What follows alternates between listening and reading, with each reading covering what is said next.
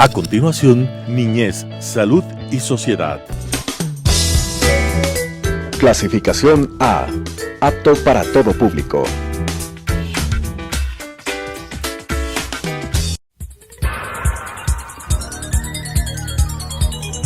Las opiniones vertidas en este espacio por la producción y dirección del programa son de exclusiva responsabilidad de sus autores y de quienes intervienen en ellos. Telesucesos Canal 29 UHF presenta Niñez, Salud y Sociedad, un programa que trata sobre los cuidados iniciales, el crecimiento y el desarrollo de los niños. El buen vivir de la infancia es el futuro de la patria. Con la conducción del doctor Gabriel Ordóñez. Niñez, Salud y Sociedad. Con un atento saludo a nuestra querida teleaudiencia, empezamos este nuevo programa con la participación del doctor Mario Alomía, con quien venimos conversando sobre asuntos relacionados con la alimentación y la nutrición durante la infancia. En el programa anterior pasamos revista a algunos elementos interesantes, sobre todo para hablar de la importancia que tiene el tema, de la importancia que tiene la alimentación durante el primer año de vida, que es una etapa de crecimiento acelerado de los niños, pues habitualmente el niño triplica durante el primer año el peso que tuvo al nacimiento.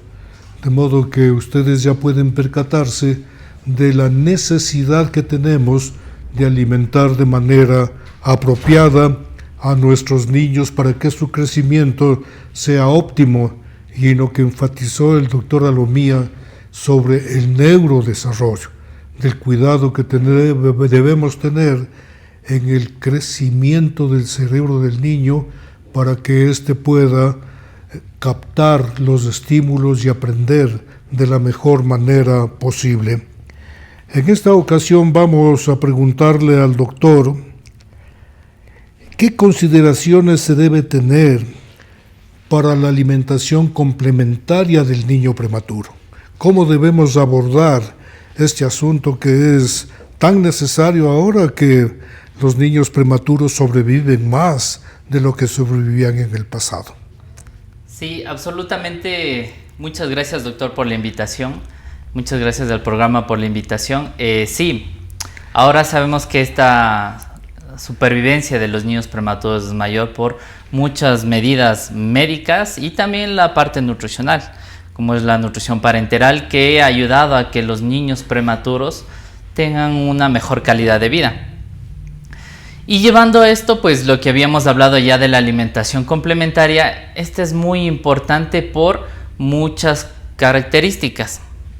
Una de las primeras es valorar, como ya habíamos hablado en la anterior reunión, que tengamos que valorar esta parte del neurodesarrollo y de estas habilidades motrices. Una vez que hemos valorado estas habilidades motrices y su neurodesarrollo, que habitualmente, de acuerdo a la literatura, refieren que es entre los 6 meses de edad corregida, vamos a lograr tener estas habilidades motoras para iniciar lo que es la alimentación complementaria.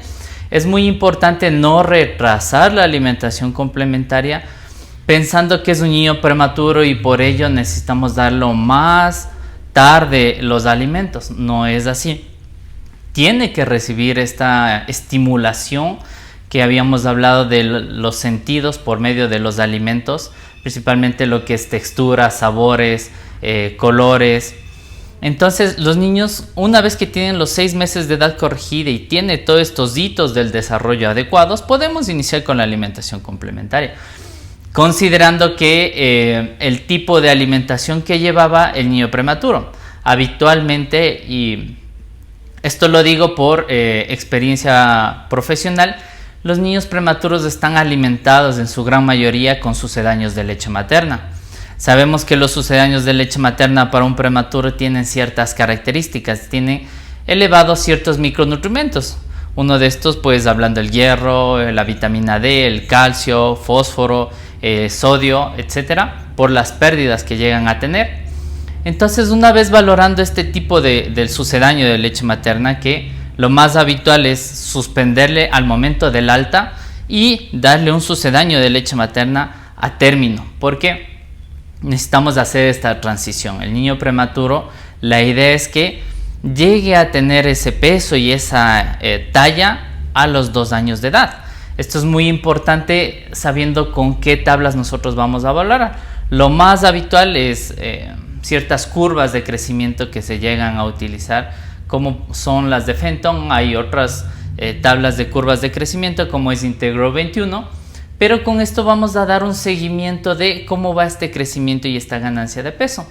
Y de acuerdo a eso, pues, vamos a ver qué alimentos son los adecuados. Principalmente deben ser alimentos densamente energéticos, como habíamos hablado, en cuanto a alimentación complementaria en un niño sano.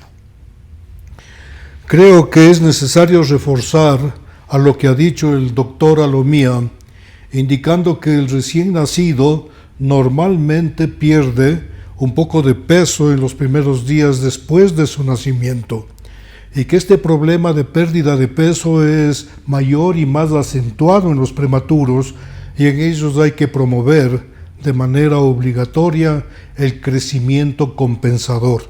Es decir, el niño debe subir más peso del que habitualmente sube, y para eso, como se ha mencionado, es indispensable, más que indispensable, tener una alimentación realmente bien indicada, de modo que el niño alcance este crecimiento para que tenga un comportamiento vital posterior sin problemas. ¿Qué métodos podemos recomendar para el inicio de la alimentación complementaria? Bueno, actualmente hay muchas controversias. En Nueva Zelanda se han creado estos nuevos métodos, que es el Baby Led Weaning o el BLW, y el método Bliss. El BLW es un método de alimentación complementaria enfocado en que el niño va a ser el que regule esta parte de la alimentación. Principalmente el Baby Led Weaning es un método que el objetivo de su creación es contrarrestar estos problemas de sobrepeso, obesidad infantil que tenemos a nivel mundial. Es muy importante considerar que este método que se creó va a estar determinado por el niño. El niño va a saber cuánta cantidad de alimento va a consumir, y esta cantidad de alimento que el niño va a consumir va a estar determinado por este reflejo de hambre-saciedad. Este niño, cuando empieza a alimentarse por sí solo, él va a poder saber a qué momento su estómago está lleno y hasta ahí va a parar de consumir estos alimentos. Entonces, esta es las bases de este tipo de alimentación. Ahora, es muy importante considerar que no hay estudios a largo plazo longitudinales que hayan sido realizados con una metodología de muy alto nivel, como es por ejemplo los ensayos clínicos aleatorizados. Entonces, este tipo de estudios nos permiten saber si puede ser recomendado como una política pública y poder saber si este método es el adecuado con el fin de prevenir estos problemas de sobrepeso, obesidad. Adicionalmente, tiene otras ventajas del BLW, que el niño llega a tener esta autonomía para poderse alimentar. Entonces, estas ventajas no le vamos a desacreditar a este método. Sin embargo, pues sabemos que si se llega a dar una u otra metodología para el inicio de alimentación complementaria, lo importante, como les había mencionado, es que el niño llegue a explorar los alimentos. Entonces, en los estudios realizados, por ejemplo, hay este otro método que es el Bliss, que es el niño el que va a permitir esta introducción de los alimentos sólidos. En este método lo que se hizo es modificar el BLW, porque se vio que el BLW a largo plazo llega a ser deficiente en hierro y zinc, por estas dificultades que tiene el niño en tempranas edades de poder alimentarse con cárnicos, como habíamos hablado. Entonces, esta metodología del Bliss lo que hace es permitir que los niños introduzcan estos alimentos que son altos en hierro y zinc, como por ejemplo el cereal infantil que está enriquecido, ¿sí? Entonces, en esta metodología del BLIS lo que se hace es enfocarse en el niño, prevenir este riesgo de atragantamiento que suele presentarse en la metodología del BLW, y de acuerdo a las estadísticas, y vemos en los estudios que nos demuestran que el 30% de los niños que están alimentados con BLW llegan a presentar algún problema de atragantamiento. Entonces el BLIS se enfoca en dar alimentos que sean adecuados para el niño y que sí, por cuenta propia del niño, él llegue a alimentarse. Entonces tenemos estos dos panoramas, que es el BLW y el BLIS, con estas pequeñas diferencias, y el método tradicional que tenemos del que iniciamos con papillas. Entonces, recapitulando un poco y generalizando las ideas, sabemos que el método alimentario, el tradicional, no tiene ningún problema. Estos nuevos métodos atribuyen que, como el cuidador es el que se encarga de alimentar al bebé, va a ser el que determine cuánta cantidad de comida va a consumir el bebé. Entonces pueden llegar a sobrealimentar a los niños. En los estudios del Baby Led Weaning y el BLIS se ha encontrado que los niños al año y a los 2 años tienen menor peso que los niños alimentados con el método tradicional. Ahora, como les había dicho, no hay estudios que nos lleguen a comprobar estas metodologías que sean las adecuadas. También no se ha estudiado la composición corporal. Ahora sabemos que es adecuado medir esta composición corporal, saber cuánta de músculo, cuánto de grasa tienen los niños. Aún así, esto también se ha realizado en los prematuros para saber si tiene una adecuada nutrición. Porque habitualmente nosotros llegamos a ver un niño que tiene un adecuado peso y sabemos que está bien, pero no sabemos que por dentro cómo está su composición corporal. Puede llegar a tener problemas de malnutrición, hablándose de malnutrición en el sentido de el hambre oculta, que es un nuevo término que se ocupa mucho para cuando vemos un niño que tiene un adecuado peso, una adecuada talla, pero tiene deficiencias en su alimentación. Por ejemplo, no llega a consumir verduras, no llega a consumir frutas. Esta hambre oculta hace referencia a déficit de micronutrientes. Entonces, todo esto se debe analizar, la composición corporal, cómo está este consumo de micronutrientes, y podemos saber que estos niños tienen un adecuado peso, una adecuada talla y una adecuada composición corporal para saber que su nutrición es la ideal.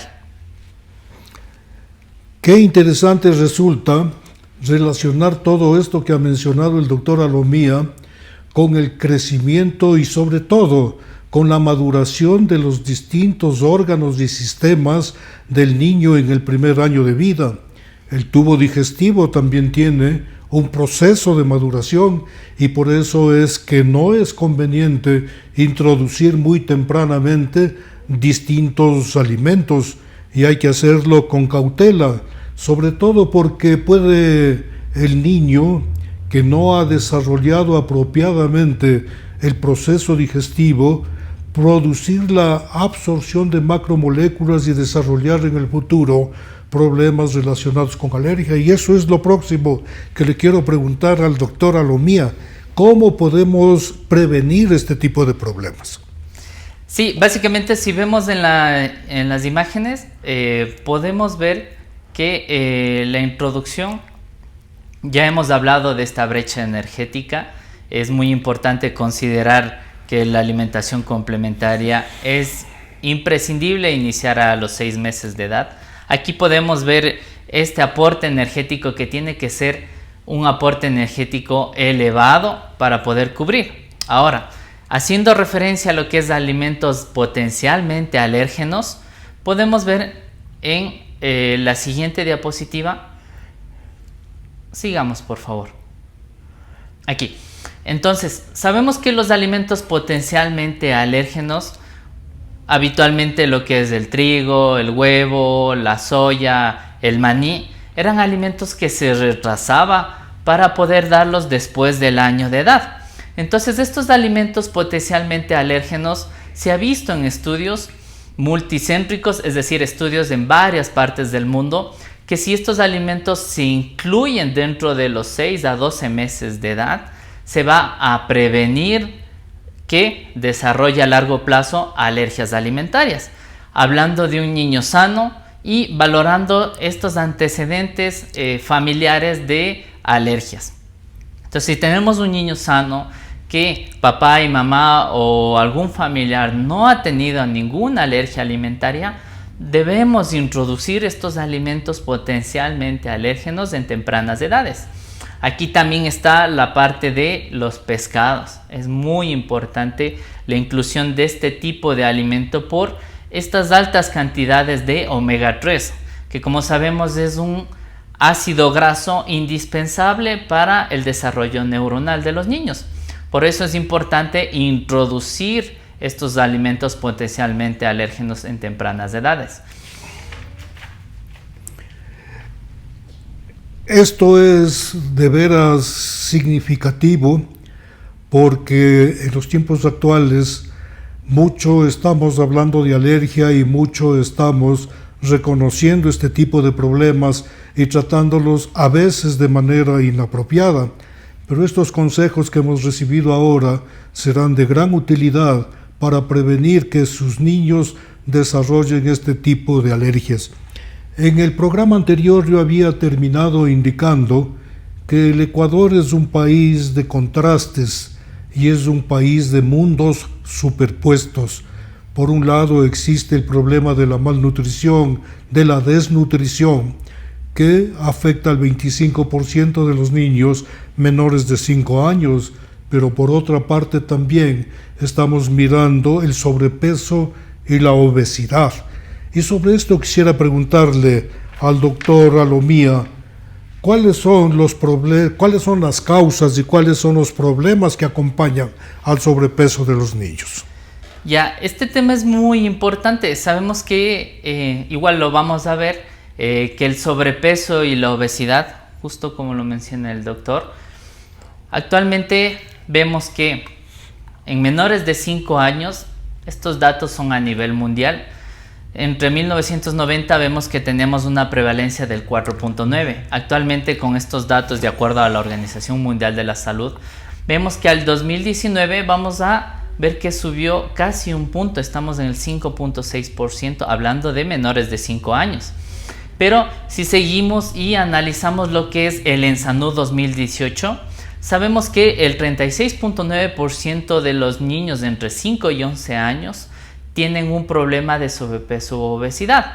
Ahora, es importante considerar que a partir del 2018, 2019, 2020, 2021, en esta pandemia vemos que se ha exponenciado este problema de sobrepeso u obesidad. Entonces, no tenemos estudios actuales aquí en el país en el cual podamos nosotros ya identificar estos problemas de sobrepeso u obesidad, cuál es la prevalencia en nuestro país.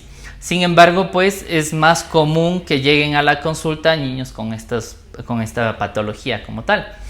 Entonces, abordando un poco la parte de esta problemática, sabemos que el confinamiento a causa de esta pandemia de COVID, del SARS-CoV-2, sabemos que los niños están teniendo mayores problemas en cuanto hablando de la parte psicológica. Entonces, esta ansiedad de estar encerrados, el no poder realizar las actividades que habitualmente lo hacían en las escuelas, de jugar con el resto de niños, implicaba un gasto energético que al final, cuando ellas consumían los alimentos, podían compensar esta ingesta energética a través del gasto energético. Habitualmente se habla de que el sobrepeso y la obesidad, una de las causas es el exceso de consumo de alimentos versus a un déficit del gasto de energía. Sin embargo, vamos a ver en la siguiente imagen que las causas del sobrepeso y obesidad va más allá. No es solo los niños llegan a consumir mucho alimento y gastan menos energía. No es solo eso. El problema actual de sobrepeso y obesidad es multifactorial. Lleva muchas causas. Dentro de esto podemos ver en la imagen que es un mapeo realizado en un estudio de Inglaterra, en el cual se mapeó todas las causas probables para poder llegar a este problema de sobrepeso obesidad. Dentro de esto está el medio ambiente, la actividad física individual, la actividad física ambiental, la parte psicológica, la parte de acceso a alimentos, la parte de producción alimentaria, otra parte es la parte de consumo alimentario. Entonces es multifactorial los problemas. Por ello, habíamos hablado la anterior vez que es muy importante los hábitos saludables y estos van a estar directamente relacionados por lo que es los papás. Entonces los papás van a determinar qué alimentos van a haber en la casa y los hábitos alimentarios de padre y madre van a estar transmitidos hacia los niños. Entonces, cómo ellos se van a alimentar netamente está influenciado por los papás. También la parte de actividad física. Si nosotros estimulamos la parte de realizar actividad física, que se promueva alguna actividad, que el consumo de azúcares sea menor en cuanto a las compras, es decir, si vamos al supermercado, los niños tienen que estar dentro de inmiscuidos en las compras de alimentos, en la preparación de alimentos, porque hemos visto que la alimentación en familia es un factor protector para el desarrollo de sobrepeso obesidad. Entonces va a prevenir este sobrepeso obesidad. También el que los niños se inmiscuyan, van a llegar a probar nuevas texturas, nuevos sabores, van a probar las verduras. Si se le encarga a los niños la preparación de las ensaladas, van a llegar a probar estas ensaladas. No es el simple hecho de que ya está la comida, ellos vayan, se sienten y consuman ese alimento, y muchas veces tenemos muchos distractores. Actualmente vemos que la televisión, los teléfonos, la computadora son medios electrónicos que se llegan a utilizar en el momento de la alimentación. Entonces esto llega a ser un problema para que no se enfoquen como tal en el alimento.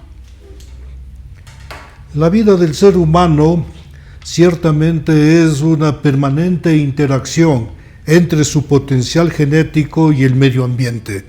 De modo que enfatizar en los elementos del medio ambiente siempre será necesario y tendremos necesidad de individualizarlos con el propósito de que podamos identificar las distintas causas que pueden llevar a sobrepeso y obesidad. El ser humano a lo largo de su historia ha soportado muchas contingencias y ha tenido que luchar fuerte para mantener la vida de la especie. Había épocas en las que, siendo nómada, cazador y recolector, él tenía periodos en los cuales no alcanzaba a tener el alimento suficiente, y esto le hizo que desarrolle una capacidad de ahorro de energía, de manera que pudiera con el tiempo irlo consumiendo hasta que pueda hacer una reposición apropiada de sus depósitos de energía.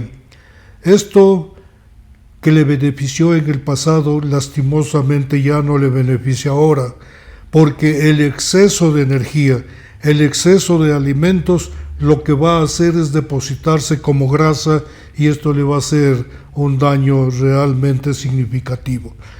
Lastimosamente, el tiempo ha obrado contra los niños y ahora pasan mucho tiempo de su vida sedentaria, y esto les ha perjudicado. De todas maneras, permítame terminar el programa recordando que la pandemia no ha dado tregua y seguimos soportándola de una manera muy avasalladora, y tenemos que tomar las distintas precauciones.